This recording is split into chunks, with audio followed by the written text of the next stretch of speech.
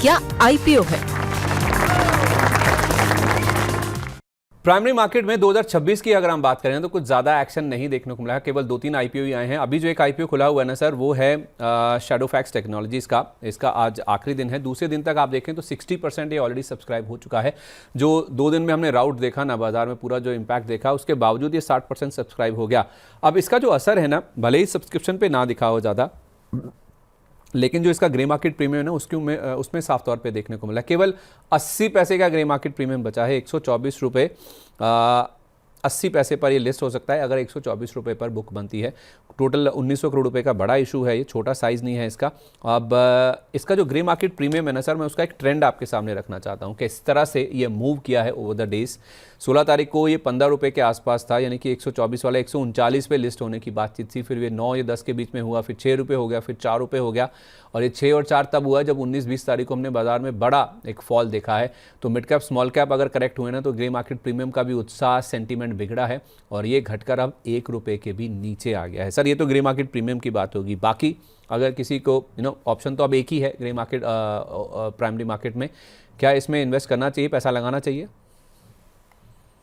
मंगलवार को भी बात की थी और इसके बारे में, और अवॉइड की बात की थी। अभी भी अवॉइड की बात कर रहा हूँ सर, अवॉइड ही रखें स्टॉक को। Reason being? रीजन सर, इसका जो मैंने ब्लू डॉट की एग्जांपल दिया था, बहुत कम वैल्यूएशन में आपको ब्लू डॉट मिल रहा था। तो हम जो लिस्टेड कंपनी में दिमाग लगा लेंगे सर, अनलिस्टेड में क्यों लगाएं, या ये रिस्क क्यों नहीं फालतू का। अच्छा ठीक है। चलिए, आपके भी अगर कोई हाल फिलहाल में कोई आपने आईपीओ में पैसा लगाया है, उसमें अगर आप कोई सवाल हैं आपके, तो वो आप शेयर कीजिए।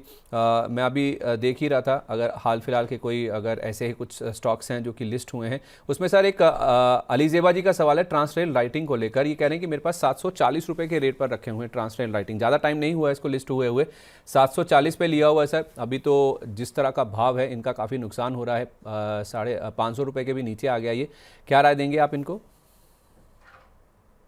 आईपीओ प्राइस 550 का खुला था, खुलने की बात कर रहा हूँ सर, आईपीओ प्राइस की बात नहीं कर रहा हूँ। आईपीओ प्राइस जो खुला था 550 में खुला था, वहां से भी नीचे ट्रेड कर रहा है, और इसका जो लाइफ टाइम लो है उसके पास आ गया है सर एकदम।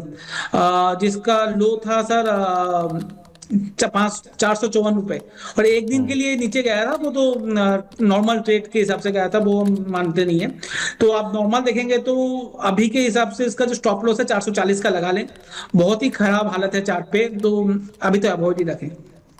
अगर है तो अब बेचने की सलाह तो नहीं दूंगा इस भाव में। हो सकता है वापस घूम जाए, कंपनी ठीक थी, बट वैल्यूएशन कंसर्न था, इस वजह से ऊपर जाके वापस नीचे आ गया है। अब वैल्यूएशन भी कंफर्ट जोन में है, सब कुछ कंफर्ट जोन में है, तो मैं यही सलाह दूंगा अभी तो होल्ड रखें इसको, पर एवरेज आउट ना करें, नई बाइंग ना करें। ठीक है ठीक है।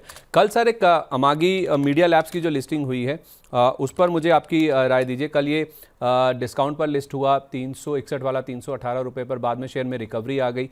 कल ये 356 रुपये 95 पैसे तक उछला था। आज 360 रुपये के आसपास का इसने हाई लगाया। अभी भी अपने इशू प्राइस के ऊपर नहीं आया है। सर हमारे एक दर्शक हैं परिमल प्रधान जी, वो कह रहे हैं कि अमागी मीडिया लैब्स होल्ड या फिर सेल। सर इससे लग रहा है कि इनको आईपीओ में अलॉटमेंट मिला है। मेरे हिसाब से तो जितनी जल्दी निकलेंगे उतना ठीक है। मुझे ज्यादा स्टॉक अच्छा लगता नहीं है। पहले दिन भी मैंने मना किया था जब हमने बात की थी अमागी के ऊपर, क्योंकि मीडिया सेक्टर में मैं ज्यादा बुलिश नहीं हूं अभी। अब वहां पर आप अगर चार्ट देखेंगे सीएनएक्स मीडिया का, तो आपको दिखने का ईयरली में ये 30% करेक्ट है, और सबसे बड़ा जो करेक्शन है मीडिया सेक्टर में हुआ है लास्ट 5 साल में देखेंगे तो ऑलमोस्ट 60-70% टूट चुका है ये इंडेक्स, और वहां पर अभी भी कोई रिकवरी का साइन नहीं दिख रहा। तो यस, वैल्यूएशन वाइज बहुत सस्ता इंडेक्स हो गया है, तो मुझे अगर लेना भी होगा तो दूसरे स्टॉक जो बहुत सस्ते मिल रहे हैं मैं वहां पर ध्यान रखूंगा, ना कि अमागी में।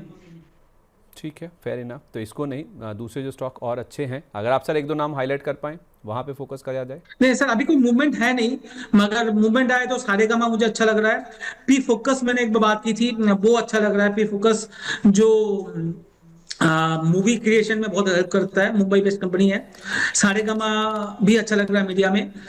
नेटवर्क 18, टीवी 18 एक बार नजर में है, बाई का कोई बात नहीं है, अभी कोई मूवमेंट नहीं है उस स्टॉक में, तो अभी अवॉइड जोन में है।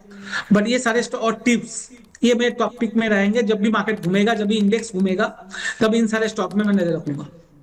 तो आप कह रहे हैं अभी कि की अगर बात करें तो पी फोकस एक पॉजिटिव जोन में है। अच्छा, एक इकलौता है जिसपे अभी भी इन्वेस्ट किया जा सकता है, पैसा लगाया जा सकता है। हाँ, वो पी फोकस है। ठीक 200 है, रुपये तो 210 के भाव है। 150 से ब्रेकआउट है सर स्टॉक पे, 10 साल का ब्रेकआउट है। बीसीसीएल पे बस एक व्यू दे दीजिए। हमारे एक दर्शक पूछ रहे हैं कि 42 के रेट पर लिया हुआ है, इसमें क्या करें। मुझे याद है सर, आपने 75 से 80 रुपये का कहा था कि इसमें प्राइस आ सकता है।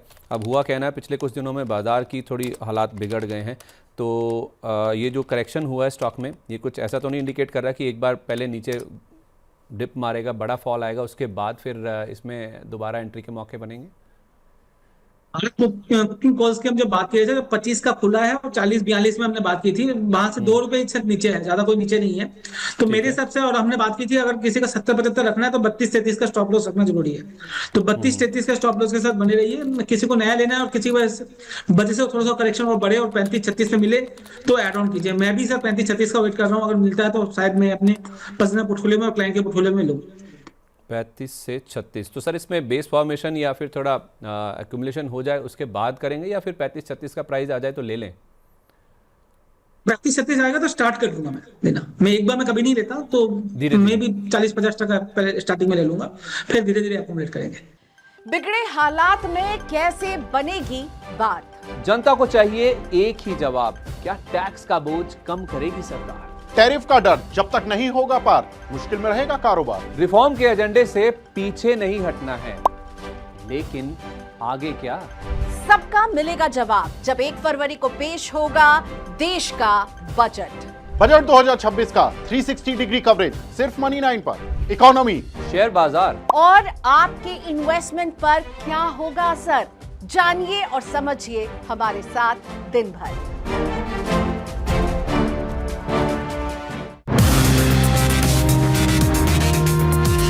वाह, क्या आईपीओ है।